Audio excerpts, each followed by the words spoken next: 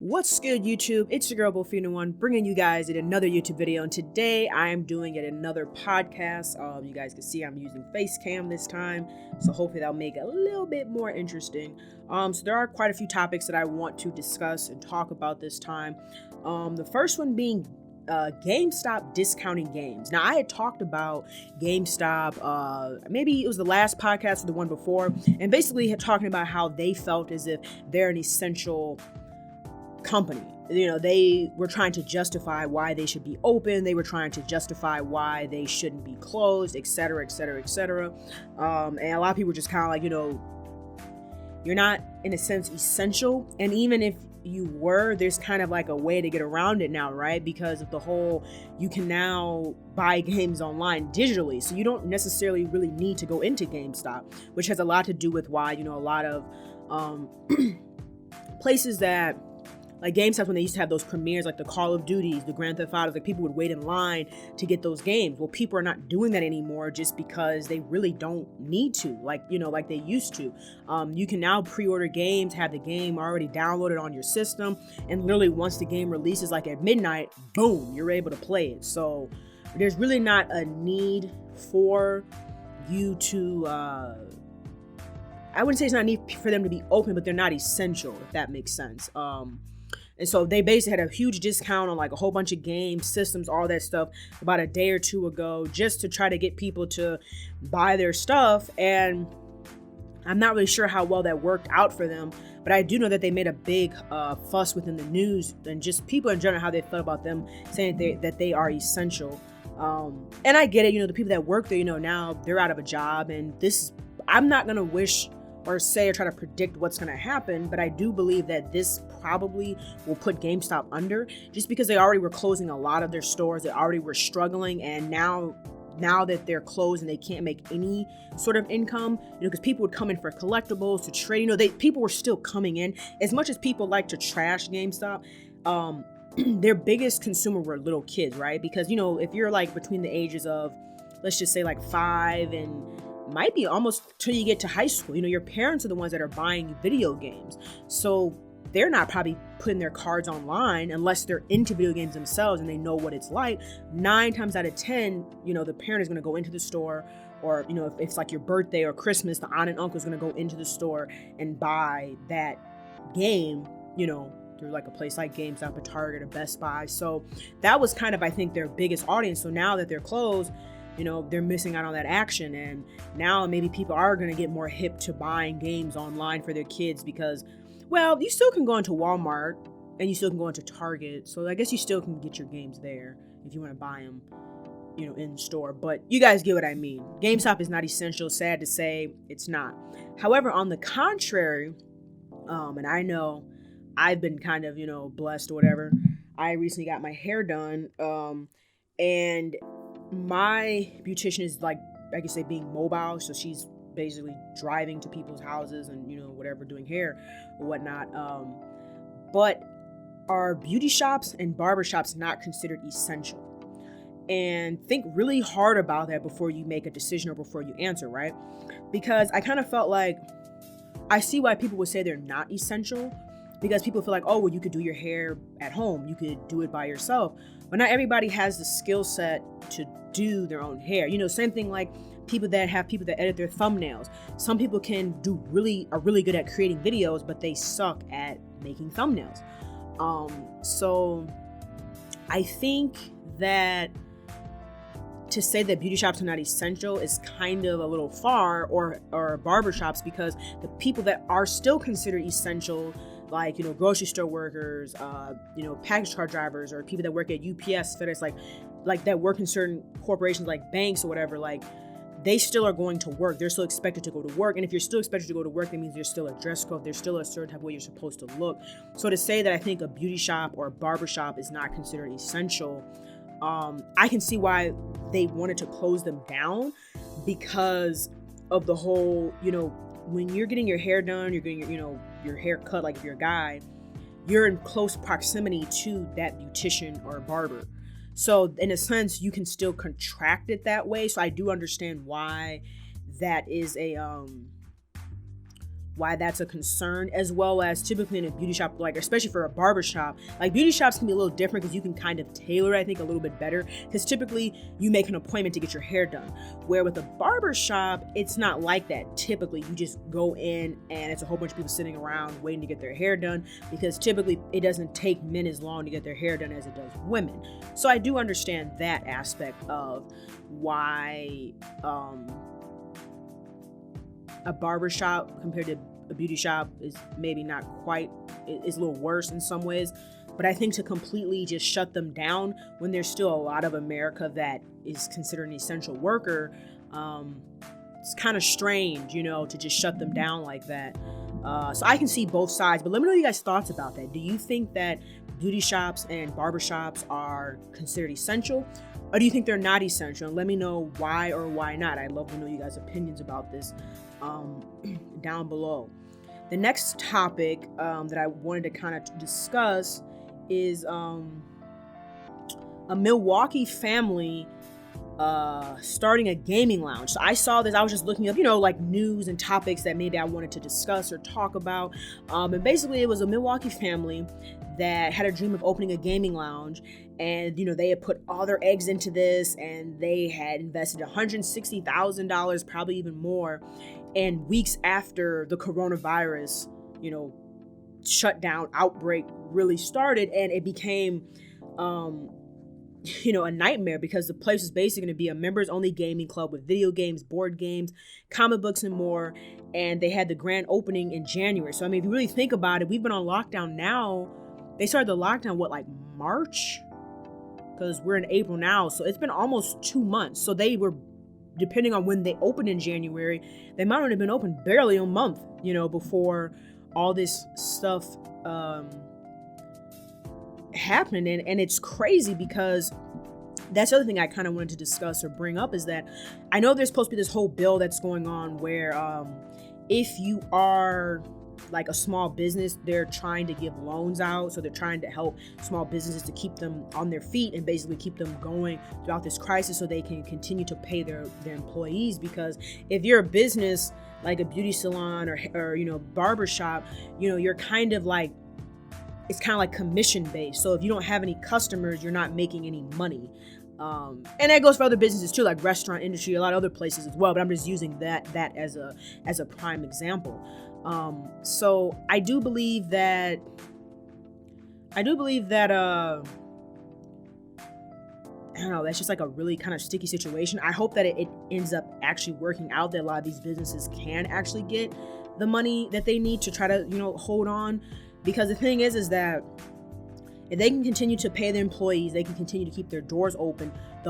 I'm guessing the hope with this is that when we do open back up, all of these people, all these businesses, they're hoping that people will come back into them, and then they can kind of reflow money through the economy, which was kind of the whole thing about like the stimulus check. For those who don't know, I got my stimulus check this past what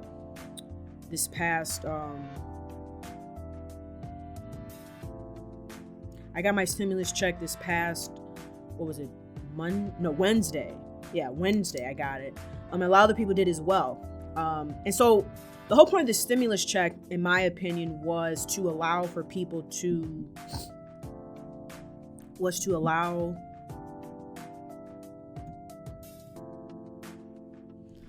The whole point of the stimulus check was to allow for basically to stimulate the economy again. So you get this money, and let's say you go out and buy groceries, you go out and buy something online to stimulate all the money that's been lost. However, I don't know if it's really been put to use like it necessarily intended to, because a lot of people that work in like the restaurant industry, they've been laid off since March when this all happened. And a lot of people had a hard time, applying for unemployment. So I don't know if a lot of people really use their money for the economy. You know what I'm saying? Like, I mean, yes, you paying your mortgage, paying your rent, that does have an effect in the economy. But I feel like this stimulus check was more so meant for you to go spend it in the world, where a lot of people use that money strictly for their bills. So they really didn't go out and push it into the world, because a lot of people have lost their jobs, and a lot of people have applied for unemployment, but they still have yet to receive anything, I guess you could say, money coming back. So it's been a long process. There's supposedly talk of a second stimulus check. I believe that they're going to have to do it just because by the time that people got this first stimulus check, it was like people got the money and then boom, it was gone. Like it basically just was gone from them. So they didn't even really see it, I mean, the people that are still working, it's probably a cushion, but I'm saying for those that are currently unemployed, they didn't really see like a gain from it because that money was basically used to pay their bills. So yes, it helped keep them afloat, but by the time, like I said, that a lot of people got it that really needed it, it's already 2 months, you know what I'm saying? So that's not really, I would say, helping anybody. So I do believe that there will have to be another stimulus check to come out. I don't know when. Supposedly there's rumor going around that we're supposed to have one every month. It's supposed to be like up to $2,000 per month. However, what I keep telling people is that ain't no money in this world is free. And what I mean by that is like, if you think that you're going to get money in a sense that's like untaxed, that's free, and like you're just going to keep it, and there's not going to be any repercussions to it. And I'm not saying like, oh, you're going to go to jail, but I'm saying like people are looking like, oh, this is tax-free money. But it's going to come back on your taxes when it's time for tax time somehow. They're going to have to look at that as income still somehow. So you're going to get hit with it somewhere down the line. And that's why I always tell people, like, if you get a stimulus check, I believe that you should try to save some of your money, try to save some of it and put some of it away, because we don't know how all this is going to pan out. Obviously, if you're in a situation where you got to use every last dime of it, of course, that's what it's for. But I'm saying if you're in a situation where you're working and you're getting a stimulus check and you're able to pay your bills and also have money left over, put some of that into your savings. That's the biggest thing people are talking about right now is save, because you just don't know what's going to happen. Like right now, I could be working right now, but come 2-3 months from now, if stuff keeps going how it's going, you don't know. And that was the other discussion. I remember I was talking about that today with my beautician. All these thoughts are coming up as I'm talking. And we were just talking about, like, for example, you go into a grocery store, let's just say like a Sam's Club, a Target, or Jewel, whatever, right? And you can't find Lysol. Now you're able to find toilet paper and paper towel in a lot of stores now. I think a lot of stores have started to kind of stock up or replenish themselves from what happened before, just due to the fact that I believe a lot of stores put a limit. They said, only one of this per customer. And they put a limit on a lot of things in the store, one per customer, which is something I believe a lot of these stores should have done prior to. But, I understand a lot of them really didn't know. It's almost like when this stuff happened, no one expected for you to, no one expected that a lot of people would be buying 5 and 10 rolls of, packages of paper towel, or 5 and 10 rolls of toilet paper. People just didn't expect that to happen. I think stores didn't either. At the same time, let's just be real, this is also a money thing. A lot of them are like, oh, we're happy that people are buying all this stuff because it's bringing up our sales, and people are still buying. If you go into grocery stores now, they look a little better than what they did, let's say a couple weeks ago, but they're still kind of skimpy in certain items. However, that kind of went on a little rant there, but we were discussing about how if it gets to a point where more and more people keep getting laid off, as that's what's happening, a lot of people are getting furloughed. And if you don't know what furloughed is, it's basically like you take a leave of absence. So it's kind of like you still have your job if it was to come back, but you're not going to get paid. So therefore, you still have to apply for unemployment. So it's almost like if I got furloughed from my job, I guess when it says I still have my job just can't afford to pay me right now. So in a sense, I guess it's like if when the economy comes back, you'd have a job, but right now your job just can't afford to pay you, so you have to apply for unemployment. So it's like you have a job, but you don't. I don't know how to explain it. It's kind of confusing. When I first heard it, I didn't really understand it myself. And so with more and more people getting furloughed, more and more people going on unemployment, more and more people are getting terminated from their jobs. It gets to a point where it's almost like the term the have and the have-nots, right? So you have the people, the haves, the people that have jobs, have money, blah, blah, blah, blah, blah. And then you have the have-nots. That's always been the case in this world. You have the have-nots, you have the middle. It's like the rich, the middle class, and, what they call like the poor or working poor. And so with that, with more and more people, so the middle class like I always say, the middle class is always the group that pays the most amount of taxes. The upper class, which is like, the rich folks, they pay the least amount of taxes, and then the poor not as much. So I feel like, it's like this. If the have and have nots keep separating more and more and more and more and more, the gap between it gets bigger and bigger. Eventually what's going to happen is you're going to have people that are going to start stealing. That's what's going to happen. Think about like this, right? And I'm not saying that if people do that, it's right. I'm not saying that. I mean, people already are doing that now. But I'm saying that, let's say, for example, right, you got a baby, a 1-year-old, whatever.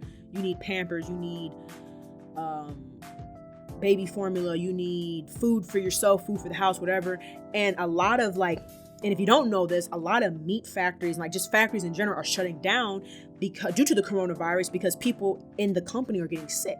So if people are getting sick, you don't want those people packaging and moving product through food that people are eating, because if you do that, you're standing a chance of the items that are being sent to the stores and people buy them, they're getting sick. So eventually what's going to happen is there's going to become a shortage in food. So right now, there's the biggest thing they talk about is there's a shortage in paper towel and toilet paper, because some apparent reason people associated the coronavirus with toilet paper and paper towel. And I know why they did, because the news anchors and all these people came on the TV saying what you need to get your essentials, which is like, spaghetti, rice, paper towel, toilet paper. That was kind of like the things that they talked about that people need to get, right? So it's almost like, if it's what you hear about, you're like, oh, I need to go do this, and the way people were shopping, it was kind of scary. People honestly, I think, did think that grocery stores and stuff was going to close down. But back to my point is that if the gap gets bigger of people that the haves and have-nots, and those people that are in the middle, or the people that, just don't have it, what happens is they're going to start stealing. They're going to start robbing. And for those of you who don't know, gun applications have literally went up. So people are buying a lot of ammo. If you go into like a gun store or whatever, like the applications, and how do I know this? Because I know people that have tried to apply for guns and that buy ammo and blah, blah, blah. I'm not I don't have a gun, but I'm just saying that I know about this. So, and you can read up online too.